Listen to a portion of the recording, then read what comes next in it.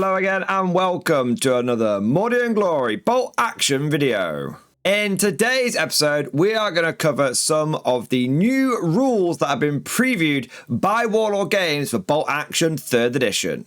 And let me tell you, there are some real doozies. It looks like Bolt Action is going to be mixing things up, and I am very excited for the new edition. And so without further ado, let's not mess around any further. Let's fix bayonets and charge right into today's episode. Tell me, do you know what makes a good soldier? The ability to fire 3 rounds a minute in any weather, sir. No, you fool! It's the ability to click on the affiliate link down in the description and buy yourself a copy of Sharp's Command. I command here. No, I command here. No. Sharp's Command is the brand new novel in the best-selling historical series that has sold over 20 million copies worldwide. God save Ireland! Buying yourself a copy of Sharp's Command and supporting the channel at the same time? Now that's soldiering. First up, let's look at the new way that you muster your forces and build your army list. Previously, in 2nd edition, there were 2 ways that you built your army. Either you did a historical scenario and you used one of the historical theatre selectors, or, and more commonly, you use the generic reinforced platoon. If you have played older editions of Warhammer 40k, this was somewhat reminiscent to the force organization chart. But that's all in the past, and we must look to the future as we enter this new epoch of bolt action. And the generic reinforced platoon is gone. It is completely out, and a brand new way of building your army has been revealed. Now, rather than everything being squeezed into one generic platoon, now you have different specialized platoons for your army, and they come together to make the whole list. For example, everyone must take at least 1 rifle platoon. This must consist of 1 platoon commander and 2 infantry squads, but those infantry squads cannot have the engineer special rule. Now, whatever that means, we'll find out in the future, I'm sure. In addition to these 1 platoon commanders and 2 infantry squads, you can take up to an additional 2 infantry squads, a medic, a forward observer, a sniper team, an anti-tank team, a light mortar team, and 0 to 1 transport vehicle per unit in the platoon. What is conspicuously absent from the rifle platoon are things like heavy weapons. No longer can you put medium mortars in here. You can't get your medium machine guns in here. Tanks, artillery, all of that is now covered by the other platoons that you can take. For example, if you want to get some fire support into your army, you may want to consider the heavy weapon platoon. The mandatory units for this formation is 1 platoon commander, and then you have to take 2 machine guns or mortar teams. That could be any mix. So you could go for double mortar, double machine gun, or 1 of each. You also have a whole bunch of optional units if you really want to fill out this platoon. So you can have up to an additional 3 mortar teams, an additional 3 machine gun teams, an additional 3 anti-tank teams, and you can get 1 transport vehicle per unit in the platoon. Now, in total, there are 6 different kinds of platoon that you can use to make up your army. We've already covered the rifle and the heavy weapon. Let's now look at the other ones. We've got the engineer platoon, which must have a platoon commander and 2 engineer squads, and you can have up to 2 more engineer squads and up to an additional 3 flamethrower teams. Woo! Baby, that could be very spicy depending on the new flamethrower rules. As for the artillery platoon, aka the artillery battery, you have to take 1 platoon commander, but you only need to take 1 field artillery, anti-aircraft gun or anti-tank gun. So unlike the other platoons we've seen so far, which require to take an officer and 2 mandatory units, this is an officer and 1 mandatory unit. For the optional units, you can get an additional 3 artillery, anti-aircraft or anti-tank guns. But now we get to the one that I am sure most people are interested in and excited for, the armored platoon. I mean, who doesn't love a good tank? Despite the fact in Bolt Action 2nd Edition, tanks were sometimes seen as inefficient, you never failed to see them on the tabletop because tanks are just cool. Well, all of you treadheads rejoice because the armored platoon is going to allow you to get a lot of vehicles in your force. The mandatory units consist of one platoon command vehicle, and this can be a tank destroyer, an assault gun, a self-propelled artillery, an anti-aircraft vehicle, or even an armored car. This must be a vehicle that has the command vehicle special rule, or one that has been given the role from its entry options. If no such vehicle is available to the player, the vehicle can be given the command vehicle special at plus 10 points, even if its entry does not normally allow this option. I do quite like that little caveat they've added at the end. It means that if you've got a faction that maybe doesn't have an abundance of command vehicles, you can still get one. Once you have picked your platoon command vehicle, you then must take at least one other vehicle, which is again either a tank destroyer, an assault gun, so on and so forth. Those are your mandatory units, and you can get an additional 3 vehicles as optional units. So in one armored platoon, you could field 5 vehicles. Whoa. That may lead to some truly epic tank battles. And if I'm going to be honest, that's the thing that I'm most interested in and most excited for. I like bot action being an infantryman's game, but I also like big tanks. Now that covers all of the different platoons that you now have access to, but can you just take whatever you want? Go for like mad double armor platoon lists? Well, there are some restrictions. And I have to say, I love this particular line in the article about this. It says, now, this new freedom doesn't mean there are no rules at all. That would be madness. I can't help but think that that is a little dig at Games Workshop and 10th edition, where there are almost no force organization selection rules or restrictions at all. You could turn up with whatever you want, and you know what, it is absolute madness. And one of my favorite things about bot action is that there is actually a unit structure. But let's dive into the details now. You must have one rifle platoon in your army. First and foremost, you're always going to have that core to your force, and it's going to be a minimum of 1 platoon commander and 2 infantry squads. Now, as per the Warlord article, the rifle platoon functionally unlocks the rest of the platoon options. So once you've got that in your list, you can take the other platoons, but you can only take 1 other platoon for each rifle platoon in your army. Now, how I understand this to read is, if you have a rifle platoon, then you can take 1 armored platoon. If you then wanted to take a heavy weapon platoon, you would have to take another rifle platoon. So essentially, for each special platoon in your army, no matter what type it may be, you need to have a rifle platoon to accompany it. Now, there is a little bit of debate in the bolt action community on if it means if you get 1 rifle platoon, you can then take 1 armored, 1 recce, 1 heavy weapon, so on and so forth. That 1 rifle platoon unlocks 1 of each other platoon, or if it's the way that I described, where it doesn't matter what the other platoon is, there's always got to be a rifle platoon, then something else, then a rifle platoon, then something else.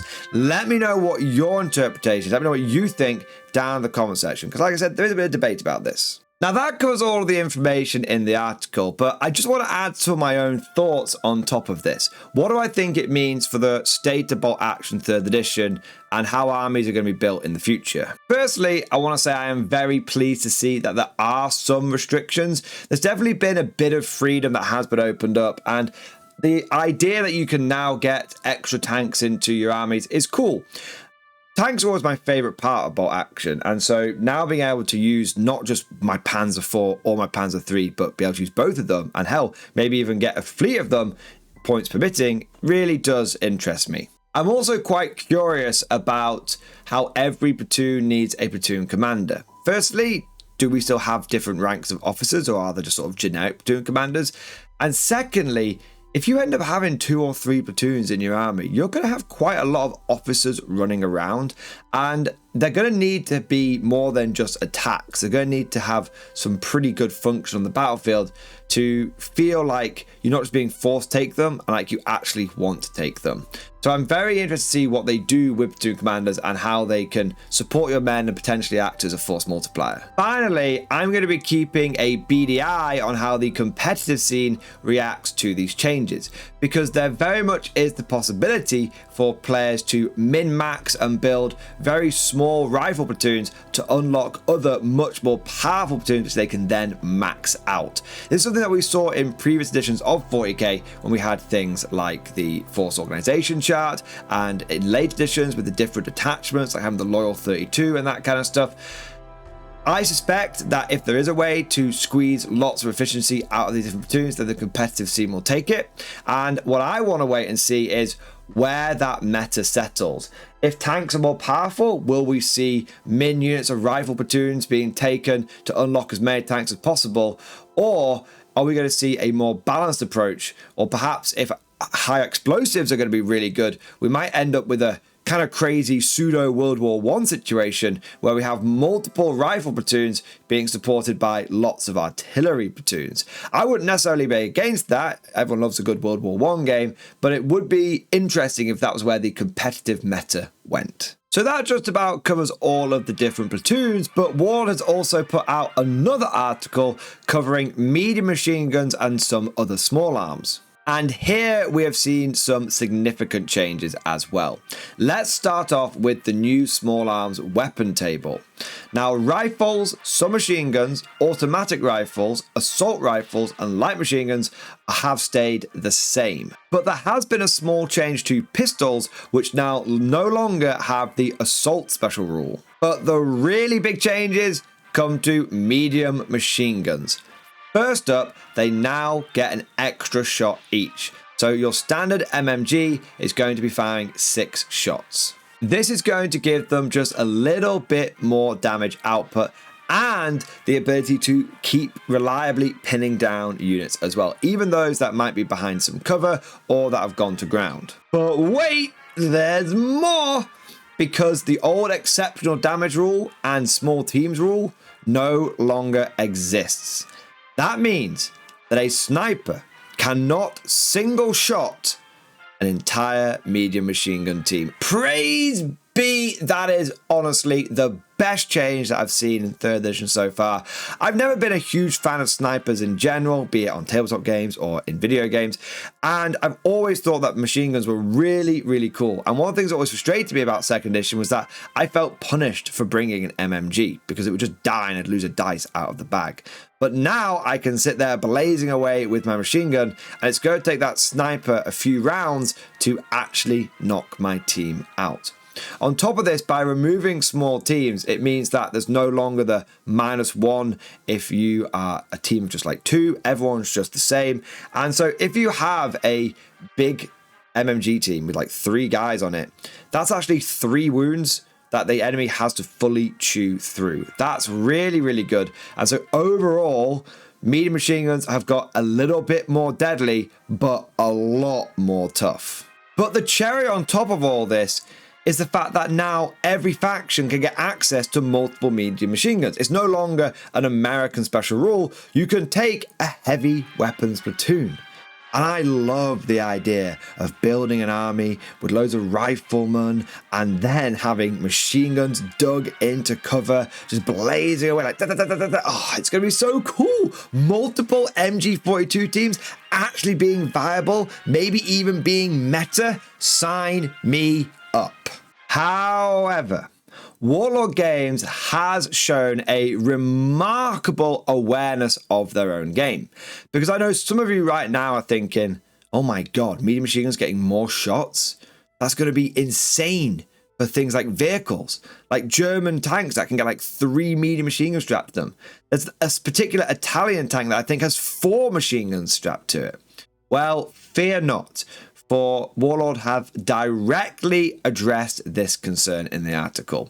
And they've cited a very, very cool example, Dakar Stuarts. In 2nd edition, there was a particular variant of the Stuart that could just get an obscene amount of small arms fire. And despite the fact that in real life this wasn't a particularly effective vehicle, on the tabletop, it was the meta tank. But in order to counter this and to try and make the vehicles feel actually more realistic, all medium machine guns on vehicles have the number of shots halved. Now, this might seem kind of harsh, but Warlord Games goes on to explain that for the majority of machine guns on vehicles, they weren't actually very accurate. It was quite difficult for them to get fire on target. For example, coaxial medium machine guns were more often than not used to kind of get the main gun on target, just squirt that tree line with a bit of tracer fire, follow my tracer, and all that kind of stuff.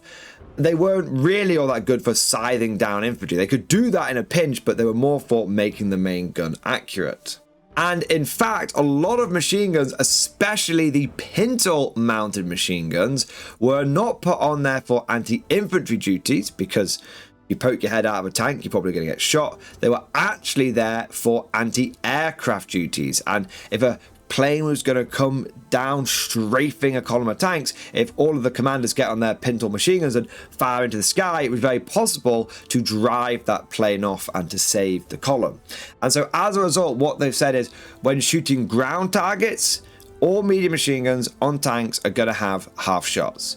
But when they are shooting machine guns in the sky, if that machine gun has the flak special rule, that machine gun can have its normal amount of shots to represent that it's actually being used in the function it was intended for. Overall, I understand these changes to vehicle-based medium machine guns, and I think they will be good for reining in extreme examples that maybe were becoming a bit oppressive in 2nd edition.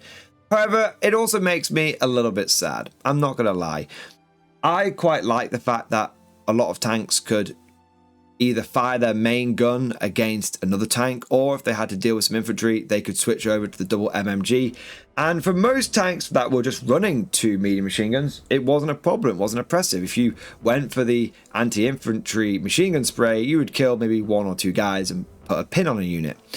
I am a little worried that maybe overperforming units have ended up punishing normal and underperforming units. But if the main gun on a lot of these vehicles ends up being better and makes up for it, then it'll be alright. If not, there could be a risk where tanks feel very anemic because they don't have the machine guns to do anti-infantry duty, and their main guns are either really focused on anti-tanks, they've not got that HE blast to deal with infantry formations, and they have to dealing with enemy tanks. But then if you miss that tank with that one-shot pop, I don't know. I am a little worried about how the Everyman and his Panzer III or Sherman is going to handle this. But so far, Warlord has shown a really, really good understanding of their game, and they have addressed a lot of issues, and they have buffed units that have been struggling. So hopefully we will see ways for tanks to be able to compensate for the lack of medium machine gun shots. But of course, all of this is just like my opinion, man. Let me know what you think about all of these changes down in the description below. Are you a fan of the new platoon structure? Have you already cooked up some ways of being able to use it effectively? And what do you think about the changes to machine guns as well? If you enjoyed today's video, please go ahead and smash that like button. It really is a big help. It supports the channel by boosting the video with the YouTube algorithm. And if you want to make sure you never miss an episode, click that subscribe button as well. Would you like to know more? If so, then please consider becoming a channel member or patron. By supporting the channel, not only will you be doing your part, but you'll also be helping me create more content for your viewing pleasure and unlocking a whole host of perks. You get everything from a badge next to your name, custom emojis, but the big one is access to the Mordian Glory Discord server, an online community with almost 2,500 active members. It's always popping off in the MG Discord. We've got channels for army lists, hobbying, tactics, stories, and even a pretty spicy meme section as well. For all you greenhorns that wanted to see the Mordian Glory Hole, today is your lucky day.